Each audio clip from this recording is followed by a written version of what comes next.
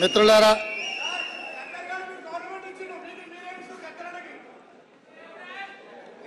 ఈరోజు రవీంద్ర భారతిలో గద్దరన్న ఫౌండేషన్ తరఫున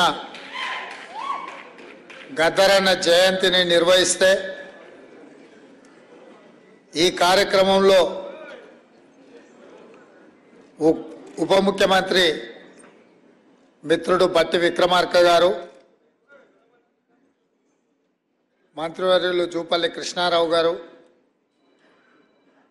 మంత్రివర్యులు మిత్రుడు పొన్నం ప్రభాకర్ గారు, మధు యాస్కి గారు, పెద్దలు కంచె ఐలయ్య గారు, వారి కుటుంబ సభ్యులు, చాలామంది ఇక్కడ గద్దరన్న అభిమానులు, కవులు, కళాకారులు ఈ కార్యక్రమంలో హాజరయ్యి మనమందరం గద్దరన్న కుటుంబ సభ్యులం, ఆ కుటుంబానికి అండగా నిలబడతామని ఇక్కడికి విచ్చేసినందుకు మీకు అందరికీ మనస్ఫూర్తిగా ధన్యవాదాలు. మిత్రులారా, మిత్రుడు పృథ్వీరాజ్ చదువుకునేటప్పటి నుంచి మేమిద్దరం ఒకే కళాశాల, మేమిద్దరం కలిసి చదువుకున్నాం. నాకు చాలా మంచి మిత్రుడు, కానీ ఆయనలో కళాకారుడు, కవి ఉన్నాడని, పాడతాడని నాకు ఇప్పుడే మొదటిసారి సంగంరెడ్డి సత్యనారాయణ గారు తెలంగాణ ఉద్యమంలో ఎంత క్రియాశీలక పాత్ర పోషించుండో మాకందరికి తెలుసు. వారందరూ ఈరోజు ఈ కార్యక్రమాన్ని ఏర్పాటు చేసి తెలంగాణ సమాజంలో చైతన్యం ఉన్నది, సమాజ చైతన్యం కోసం జీవితాలనే త్యాగం చేసి గజ్జగట్టి గలం విప్పి భుజం మీద గొంగడేసుకొని సమాజాన్ని దొరలకు వ్యతిరేకంగా చైతన్యం చేస్తూ ప్రజాస్వామిక విలువలను కాపాడాలి, పేద ప్రజలకు, ముఖ్యంగా దళితులకు, గిరిజనులకు, బడుగు బలహీన వర్గాలకు, మైనారిటీలకు, మహిళలకు న్యాయం జరగాలి, వాళ్ళు అభివృద్ధి చెందినప్పుడే ఈ సమాజం నిజమైన అభివృద్ధి సాధించినట్టు అని చెప్పి గద్దరన్న నిరంతరం పరితపించడు. నాకు బాగా గుర్తు, సంవత్సరం గుర్తులేదు, కానీ మేము కాలేజీకి వెళ్ళే రోజుల్లో అచ్చంపేటలో గద్దరన్న కార్యక్రమం ఉండే. ఆ కార్యక్రమాన్ని ఆనాడు ప్రభుత్వాలు అడ్డుకోవాలని చూస్తే వేలాది మంది గ్రామాల నుంచి ఎడ్ల బండ్లు కట్టుకొని గద్దరన్న అచ్చంపేట కార్యక్రమానికి తరలి వెళ్ళింది నాకు బాగా గుర్తు. ఎందుకంటే మా గ్రామమే ఆ రోజు గద్దరన్న కార్యక్రమానికి వెళ్ళినప్పుడు అప్పుడు గద్దరన్న గొప్పతనం నాకు తెలీదు. మొదటిసారి గద్దరన్న పేరు అప్పుడు నేను వినడం జరిగింది. ఆ తర్వాత తెలంగాణ రాష్ట్ర సాధనలో తెలంగాణ జనసమితి కావచ్చు, బెల్లి లలిత గారు కావచ్చు, గద్దరన్న కావచ్చు, వీళ్ళందరూ కూడా ఈ రాష్ట్రాన్ని ఆకాంక్షించిన వారిలో ముందు వరుసలో ఉండి ఈ ఉద్యమాన్ని ముందుకు నడిపించరు. సరే, రాజకీయంగా వాళ్ళు ఈ ఉద్యమాన్ని వాడుకోకపోయి ఉండొచ్చు, రాజకీయ స్వార్థానికి వాడుకోవాలన్న ఆలోచన కూడా వాళ్ళకి రాకపోయి ఉండొచ్చు. కొద్దిమంది వీళ్ళందరూ చీమలు పెట్టిన పుట్టలో పాములు చేరి రాజకీయ పార్టీలుగా ఎదిగి అధికారంలోకి వచ్చి ఏ త్యాగాల పునాదుల మీద రాష్ట్రం ఏర్పడి ఏ త్యాగాల పునాదుల మీద ఈ రాష్ట్రాన్ని సాధించినమో ఆ పునాదుల మీదనే అధికారంలోకి వచ్చి ఆ అధికారాన్ని అడ్డం పెట్టుకొని అణిచివేసే కార్యక్రమం జరుగుతున్నప్పుడు మళ్ళీ గద్దరన్న నా అవసరం ఈ సమాజానికి ఉన్నది, మళ్ళీ నేను నా బాధ్యతను నెరవేర్చాలి అని చెప్పి ఆయన గొంగడి భుజం మీద వేసుకొని మళ్ళీ బయలుదేరాడు. ఆ విధంగా మళ్ళీ తెలంగాణ ఉద్యమం అదే తుది తెలంగాణ ఉద్యమంగా మారాలి, ఇక ఈ తెలంగాణ సమాజం మళ్ళీ ఉద్యమాల బాట పట్టొద్దు. ఈ తెలంగాణ సమాజంలో ప్రజాస్వామిక తెలంగాణ ఉండాలి, ప్రజలెన్నుక ప్రభుత్వం రావాలి, ప్రజాపాలన జరగాలి అని గద్దరన్న కోరుకున్నాడు. గద్దరన్న ఆరోగ్యం బాగలేకపోయినా బట్టన్న చేస్తున్న పాదయాత్రలో ఆదిలాబాద్ నుంచి ఖమ్మం జిల్లా వరకు ఎప్పుడు అవకాశం వచ్చినా వారు పాల్గొన్నారు. వారిచ్చిన స్ఫూర్తి మాకందరికీ ఆనాటి పాలకుల మీద కొట్లాడడానికి ఎంతో మనోధైర్యాన్ని ఇచ్చింది. అప్పుడప్పుడు ఈ పోరాటంలో నిరాశ నిస్పృహ కలిగినప్పుడు నేను గద్దరన్నను లోతుకుంటా ఇంటికి వెళ్ళి కలిసేవాడిని. చాలామందికి తెలియదు ఆ విషయము. అప్పుడప్పుడు వెళ్ళి గద్దరన్నతో కూర్చొని మాట్లాడేటోని. గద్దరన్నతో మాట్లాడితే 1000 ఏనుగుల బలం వచ్చేదే, కొట్లాడొచ్చు, వీని పడగొట్టవచ్చు అనే ధైర్యం వచ్చేది. ఆ ధైర్యమే ఘడీల రూపంలో నిర్మించుకొని ఇనుప కంచెలేసుకొని తెలంగాణ ప్రజల యొక్క చెమట వాసన చూడని నేను తెలంగాణ ప్రజలకు ప్రవేశం లేదు ఈ గడీలో అని విర్రవీగినరో ఆ గడీల తలుపులు బద్దలు కొట్టి తెలంగాణ ప్రజలందరినీ ఇది మీది, మీ రక్తాన్ని చెమటగా మార్చి చెల్లించిన పన్నులతో నిర్మించిన భవనాలు భవంతులు ఇవి పేద ప్రజల యొక్క అభ్యున్నతి కోసం పరిపాలన నిర్ణయాలు తీసుకోవడానికి ఉపయోగించాలి. అందుకే దీనికి జ్యోతిరావు పూలే గారి పేరు ఉండాలి అని చెప్పి మా ఒత్తిడితో మా పోరాటంతో మేము ప్రకటించినాం. తెలంగాణలో కాంగ్రెస్ ప్రభుత్వం ఏర్పడిన వెంటనే డాక్టర్ బాబాసాహెబ్ అంబేద్కర్ గారి పేరు పెడతామని చెప్తే ఆ భయానికే మా ప్రభుత్వం రాకంటే ముందే సచివాలయానికి డాక్టర్ బాబాసాహెబ్ అంబేద్కర్ పేరు పెట్టాల్సిన పరిస్థితులు కేసీఆర్కు కల్పించినాం. ఇంతకుముందు పెద్దలు కంచె ఐలయ్య గారు, కవిత గారు నాకు ఫోన్ చేసిండ్రు, అసెంబ్లీలో జ్యోతిరావు పూలే గారి విగ్రహాన్ని పెట్టడానికి మీరు రావాలి అని. అయితే చాలామంది ఆ 10 ఏళ్ళు ఎందుకు పెట్టలేదు, 10 ఏళ్ళు ఎందుకు అడగలేదు అంటారు. ఆ 10 ఏళ్ళు వాళ్ళ నాయన మీద సంపూర్ణమైన నమ్మకం ఉండి ఈయన దుర్మార్గుడు, ఈయన పెట్టాడు కాబట్టే ఈరోజు ప్రజాప్రభుత్వం వచ్చింది, తప్పకుండా ప్రజాప్రభుత్వం పెట్టడానికి అవకాశం ఉంది అని చెప్పి వినతి పత్రం తీసుకొని వచ్చి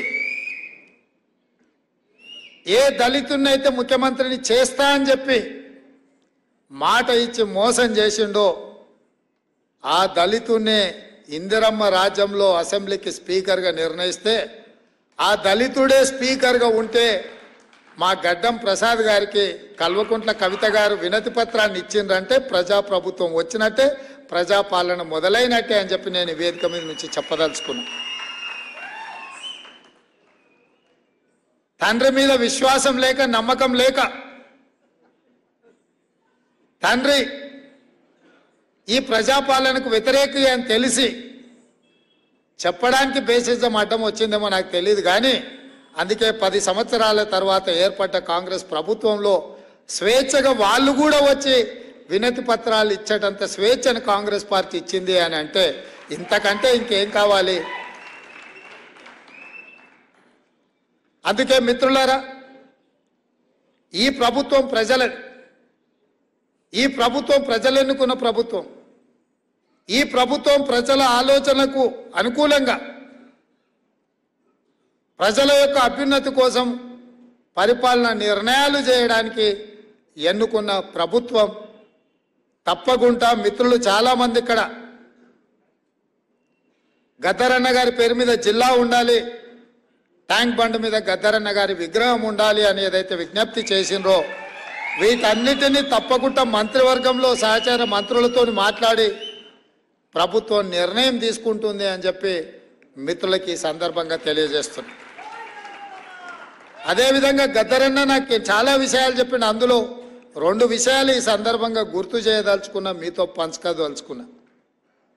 మొదటిది, లిక్కర్ పార్టీ ఒకటై ఉన్నాయి, రాబోయే ఎన్నికలలో నువ్వు జాగ్రత్తగా ముందుకు వెళ్ళాలి అని చెప్పిండు. ఇవాళ లిక్కర్ పార్టీ ఒకటైన విషయాన్ని మన కళ్ళ ముందు కనిపించి కాంగ్రెస్ను రాకుండా అడ్డుకోవాలని చూసిన మీరందరూ కూడా అడ్డుగోడలను తొలగించి లిక్కర్ పార్టీని మొన్నటి ఎన్నికల్లో లిక్కర్ పార్టీని ఓడించారు. రాబోయే పార్లమెంట్ ఎన్నికల్లో నిక్కర్ పార్టీని కూడా ఓడించడానికి మాకు అందరికీ అండగా ఉండాలి అని కోరుకుంటున్నా. ఇంకొక మాట కూడా కీలకమైన మాట చెప్పిండు. ఇంటికి వచ్చిన నా మనవన్ని ఆశీర్వదించడానికి ఆ సందర్భంగా ఇంకొక మాట చెప్పిండు గద్దరన్న. రేవంత్, జీవితాంతం గుర్తుపెట్టుకో,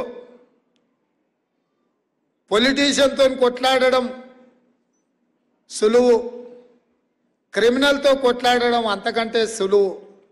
కానీ క్రిమినల్ పొలిటీషియన్తో కొట్లాడడం అంత సులువు కాదు. నీ ఎదురుగున్నోడు క్రిమినల్ పొలిటీషియన్ అనుకుంటున్నావు, కాదు క్రిమినల్ అని చెప్పి కేసీఆర్ గురించి నాకు చెప్పడం జరిగింది.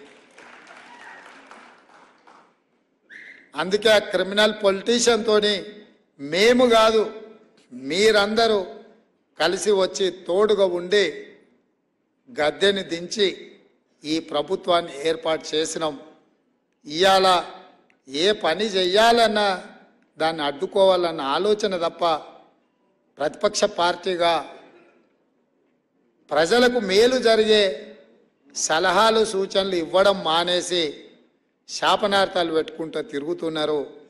ఇట్లాంటి శాపనార్థాలకు కాంగ్రెస్ పార్టీ ఎప్పుడు భయపడదు. కాంగ్రెస్ పార్టీ ప్రజలకు స్వతంత్రం అవసరమైనప్పుడే, ప్రజలకు స్వతంత్రం ఇవ్వాలన్న ఆలోచనతోనే ఈ దేశానికి స్వతంత్రం తీసుకొచ్చింది. ప్రజలు తెలంగాణ కోరుకుంటున్నారు అంటే అన్ని త్యాగాలకు వెరవకుండా తెలంగాణ రాష్ట్రం ఇచ్చింది.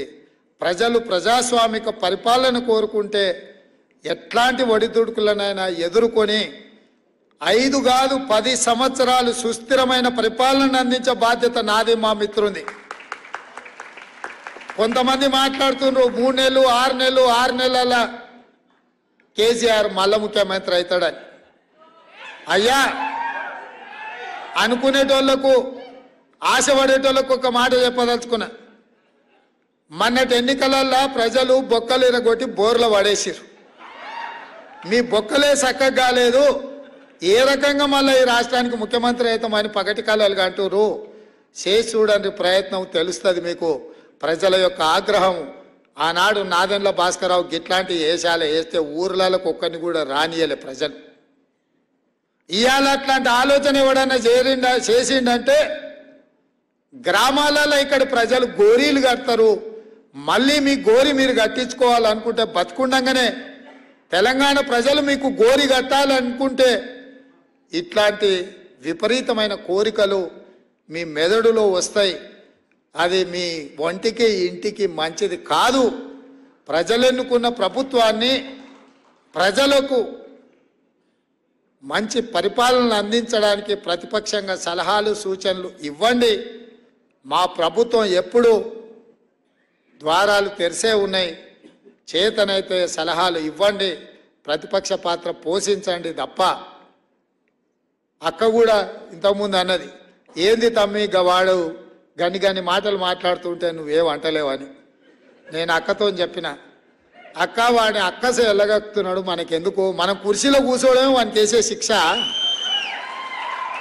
అందుకే అసెంబ్లీలో కూడా బయటకు పోనీయలేదు అక్క, ఆనే కూర్చోబెట్టిన. బిడ్డ నువ్వు చేసిన పాపాలని మేము చెప్తాం, వినడమే నీకు మేము వేసే శిక్ష అని చెప్పి అసెంబ్లీలో కూడా చెప్పినాం. సస్పెండ్ చేస్తామంటే వద్దని చెప్పిన.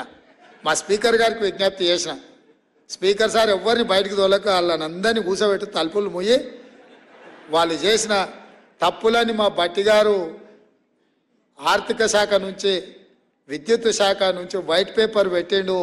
వాళ్ళు చేసిన పాపాలన్నీ మొత్తం లెక్కగట్టి చెప్తున్నాడు, వినాల్సిందే.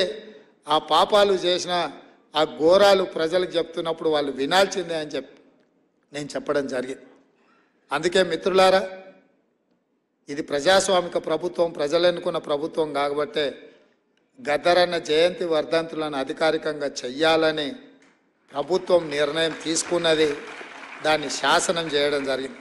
ఇదే కాదు, మొన్న సినీ ప్రముఖులందరూ కూడా నన్ను కలవడానికి వచ్చి చాలా విషయాలు ప్రస్తావిస్తూ, గత ప్రభుత్వంలో నంది అవార్డులు ఉండేటివి, మీరు పునరుద్ధరిస్తే బాగుంటుంది అని చెప్పి సినీ ప్రముఖులందరూ నన్ను అడుగుతా వాళ్ళకు ఒక మాట చెప్పిన. నంది అవార్డులు కాదయా, ఖచ్చితంగా మా ప్రభుత్వం అవార్డులు ఇస్తుంది. ఆ అవార్డుల పేరు గద్దర్ అవార్డులు ఉంటాయని చెప్పి.